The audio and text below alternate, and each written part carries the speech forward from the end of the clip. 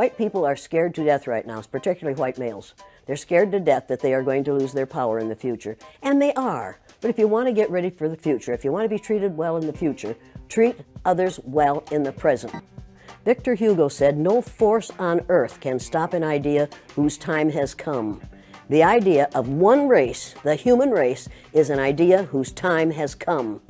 We are not going to be able to stop it no matter what they do. They can elect Trump after Trump after Trump, and that will not stop the idea that there's only one race on the face of the earth. It's the human race, and we are all members of it. You and I are cousins. Now, if you don't like being my cousin, that's too bad for you. But we are all in the same family. We are members of the family of man. You say that all whites are racist. Can you expound on that, please? Any white person who was born, raised, and schooled in the United States of America, if you aren't a racist, you're a miracle. Either that or you decided to educate yourself. Because education in this country is about white is right, brown's all right, black's got to stand back. Yellow's mellow, but whites, we educate in a way that says that white males have done all the adventures, have made all the adventures, have done all the discovering, have made everything that is good and has been accomplished according to social studies, which is actually anti-social studies, by white males. It's a lie. But we do that in order to maintain the myth of white superiority. The myth of race has to be maintained at all costs in this country. Because if white people have to give up the color of their skin as being something that makes them perfect, what do they have left? If we start teaching the truth about history, if we start teaching about Nile Valley contributions to civilization, it will totally change the way we conduct ourselves in the classroom. It will have to. Columbus didn't discover America. You can't discover a place where people are already living.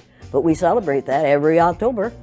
It's a lie. We need to get over. We need to stop telling the myths and start telling the truth. Most people will say, "I'm not racist." I'm not a racist. Why, some of my best friends are black. Yeah, and then you say, "Name one." Or this one, "I don't see color." And when some woman says to me, "I don't see color," I say, "I knew that. If you saw color, you wouldn't dye your hair that way." Or I say, if you saw color, you wouldn't wear that shirt with those pants. I believe that you don't see color. It's an attempt to deny skin color. And it's an attempt to deny what's wrong with seeing the color of my skin. Is it all right for you to see me kind of pink? That's okay for me. I don't mind. And I suspect that you don't mind being seen the color you are. You have a right to be what you are. And until people in this country and people in this world get it into their heads that the first modern human beings that evolved on this earth were black women. They evolved in sub-Saharan Africa about 280,000 years ago, and every human being on the face of the earth today has the memory of those black women's genetic structure in their genes. Now, we don't want to admit that, but that's the way it is. And as people moved farther and farther from the equator, their bodies produced less and less melanin, so their hair, their skin, and their eyes got lighter. As they moved into the east, they ate a lot of fish and a lot of vegetables, so their skin took on a different tone. I found that out when I was raising little kids. My husband worked in a supermarket. He was the head of the produce department, and they had lots of oranges that they couldn't sell, so he'd bring them home, and I was feeding my kids orange juice like you never saw in your life. They began to have an orange cast to their skin. I thought they had a liver problem. So I took him to the doctor, and she said, "What are you feeding these kids?" I said, "Well, lots of orange juice." She said, "Stop it if you want them to stop being orange."